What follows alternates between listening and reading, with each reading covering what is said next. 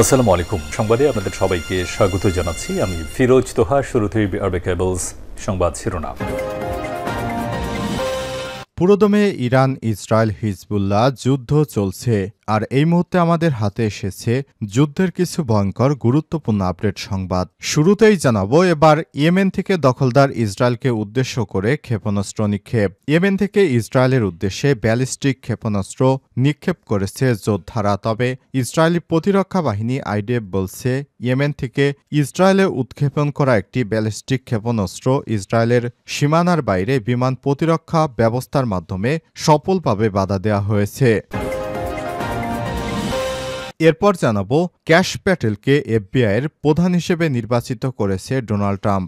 নবনির্বাচিত মার্কিন president Donald Trump তার অনুগত কাশ প্যাটেলকে ফেডারেল ব্যুরো অব ইনভেস্টিগেশন এফবিআইয়ের পরবর্তী ডিরেক্টর করার জন্য নির্বাচিত করেছেন। তিনি শনিবার বলেন, এই পদক্ষেপের অর্থ সংস্থার বর্তমান নেতাকে প্রতিস্থাপন করা হবে।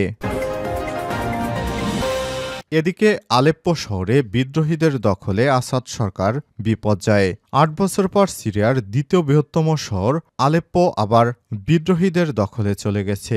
২০১৬ সালে সরকারি বাহিনী পুনরুদ্ধারের পর এটি ছিল প্রথমবারের মতো বিদ্রোহীদের শহরে প্রবেশ। আজ রয়টারের এক প্রতিবেদনে সব তথ্য উঠে আসে। এতে বলা হয়েছে, আকস্মিক আক্রমণে ৩ দিন পর বিদ্রোহীরা শহরের বেশিরভাগ এলাকা নিয়ন্ত্রণে নিয়েছে। এর ফলে সংঘর্ষে কয়েকজন সরকারি সেনা সদস্য নিহত হয়েছেন।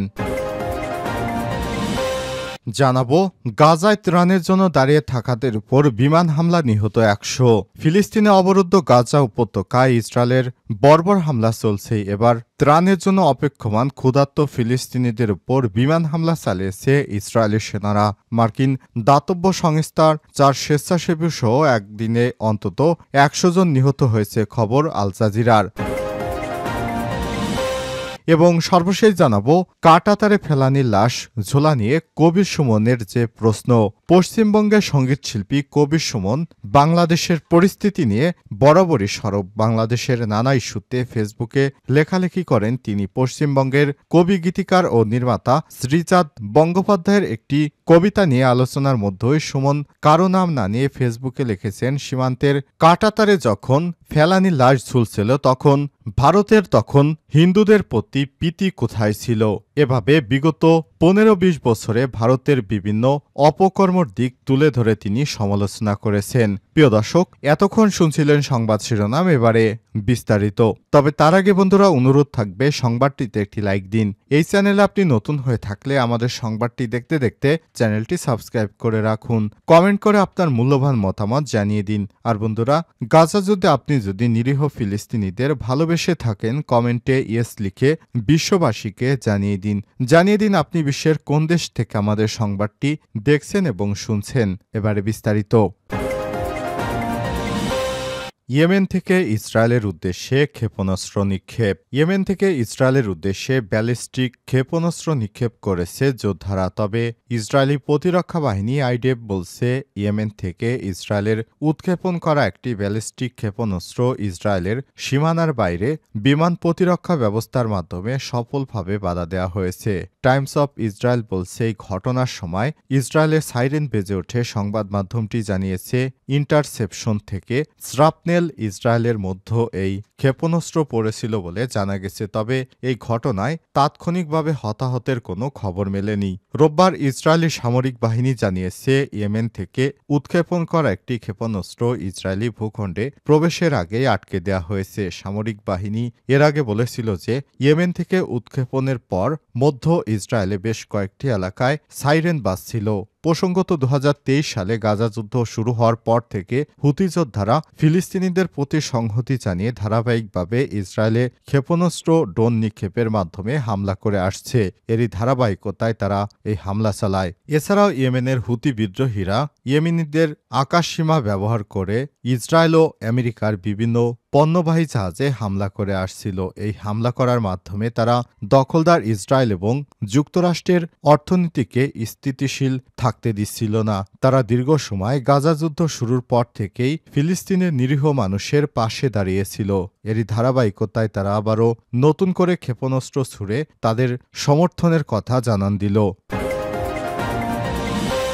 ক্যাশ প্যাটেলকে এফবিআইয়ের প্রধান হিসেবে নির্বাচিত করেছেন ডোনাল্ড ট্রাম্প। নবনির্বাচিত মার্কিন প্রেসিডেন্ট ডোনাল্ড ট্রাম্প তার অনুগত ক্যাশ প্যাটেলকে ফেডারেল ব্যুরো অব ইনভেস্টিগেশন এফবিআইয়ের প্রধান হিসেবে পরবর্তী ডিরেক্টর করার জন্য নির্বাচিত করেছেন। তিনি শনিবার বলেছেন, এই পদক্ষেপের অর্থ সংস্থার বর্তমান নেতাকে প্রতিস্থাপন করতে হবে। কট্টরপন্থী রিপাবলিকানরা বছরের পর বছর ধরে অভিযোগ করে আসছে, পক্ষপাতদুষ্ট সরকারি আমলাদের একটি কথিত ষড়যন্ত্র পর্দার আড়াল থেকে ট্রাম্পকে দমিয়ে রাখতে কাজ করছে।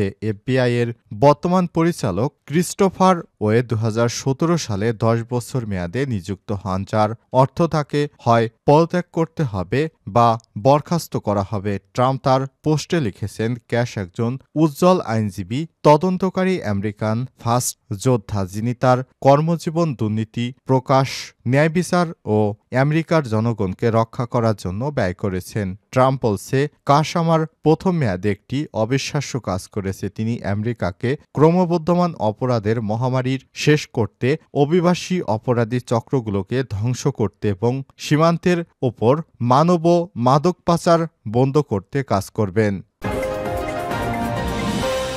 আলেপ্পো শহরে বিদ্রোহীদের দখলে আসাদ সরকারের বিপর্যয়। 8 বছর পর সিরিয়ার দ্বিতীয় বৃহত্তম শহর আলেপ্পো আবারও বিদ্রোহীদের দখলে চলে গেছে। 2016 সালে সরকারি বাহিনী পুনরুদ্ধারের পর এটি ছিল প্রথমবারের মতো বিদ্রোহীদের শহরে প্রবেশ। শনিবার 30 নভেম্বর রয়টার্সের এক প্রতিবেদনে সব তথ্য উঠে আসে। এতে বলা হয়েছে, আকস্মিক আক্রমণের 3 দিন পর বিদ্রোহীরা শহরের বেশিরভাগ এলাকা নিজেদের নিয়ন্ত্রণে নিয়ে নেয়। এই সংঘর্ষে বেশ কয়েক ডজন সরকারি সেনা ও বেসামরিক মানুষ নিহত হয়েছে। এর ফলে 2023 সালের 7 নভেম্বর বিদ্রোহী বাহিনী শহরের বাইরে গ্রামে আক্রমণ চালায়, যার ফলে দীর্ঘদিন স্তমিত থাকা সংঘাত পুনরায় উত্থিত হয়। কট্টর ইসলামপন্থী সংগঠন হায়াত তাহরির আল শামের নেতৃত্বে এই আক্রমণ পরিচালিত হয়। সিরিয়ার সরকারি বাহিনী জানায়, তারা বিদ্রোহীদের বিরুদ্ধে বিমান হামলা চালিয়ে পরিস্থিতি মোকাবেলার চেষ্টা করছে। ভিডিও ফুটেজে দেখা গেছে, বিদ্রোহী গোষ্ঠীরা আলেপ্পো শহরের কেন্দ্রে সিরিয়ার সরকার বিরোধী পতাকা উত্তোলন করছে এবং আল্লাহু আকবার স্লোগান দিচ্ছে। এর ফলে শহরে উত্তেজনা বেড়ে গেছে এবং সরকারি বাহিনী বেশ কিছু এলাকা থেকে নিজেদের অবস্থান সরিয়ে নিতে বাধ্য হয়েছে। এদিকে সিরিয়া সরকার জানায়, তারা বিদ্রোহীদের মোকাবেলা করতে শহরের বিভিন্ন পয়েন্টে সামরিক শক্তি বাড়িয়েছে। তবে বিদ্রোহী বাহিনী অব্যাহত অগ্রগতির ফলে সরকারি বাহিনী পিছু হটতে বাধ্য হয়। সিরিয়া রাষ্ট্রীয় বার্তা সংস্থা জানায়, আলেপ্পো বিশ্ববিদ্যালয় গোলাবর্ষণের কারণে 4 জন নিহত হয়েছে, যদিও বিদ্রোহীরা এই অভিযোগ অস্বীকার করেছে। আরেকটি বিমান হামলায় শিশু ও নারীদের মধ্যে 15 জন বেসামরিক ব্যক্তি নিহত হয়েছেন। এই পরিস্থিতি সিরিয়ার প্রেসিডেন্ট বাশার আল আসাদ সরকারের জন্য একটি বড় চ্যালেঞ্জ হিসেবে দাঁড়িয়েছে এবং ইতিমধ্যে ইরান ও রাশিয়ার সহযোগিতায় সরকারের পাল্টা হামলা চলছে। গাজায় ত্রাণের জন্য দাঁড়িয়ে থাকাদের উপর বিমান হামলা চালালো দখলদার ইসরায়েলি বাহিনী, নিহত 100।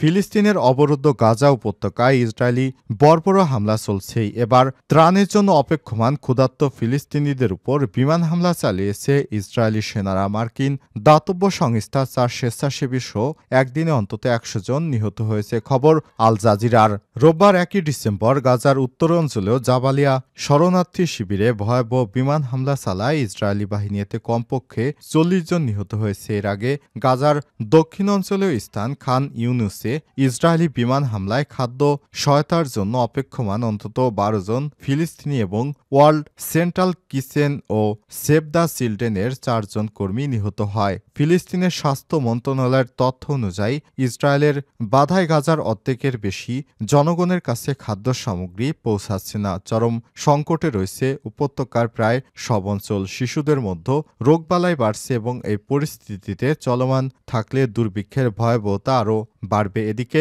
ফিলিস্তিনের স্বাধীনতাকামী সংগঠন হামাস ইসরায়েলের বিরুদ্ধে উত্তর গাজায় নিষিদ্ধ থার্মো ব্যারিক বোমা ব্যবহারের অভিযোগ এনেছে। এই বোমাগুলোতে প্রচণ্ড চাপ তৈরি হয়, যা মানুষের শরীর মারাত্মক ক্ষতিগ্রস্ত করে এবং কাছাকাছি অবস্থান করা কোনো কিছু ধ্বংস করে ফেলে। অপরদিকে গাজার যুদ্ধবিরতির প্রস্তাব দিয়ে হামাসের একটি প্রতিনিধি দল মিশরের কায়রোতে পৌঁছেছে। তাদের মতে যুদ্ধবিরতির সময় 20 থেকে 30 দিন হতে পারে।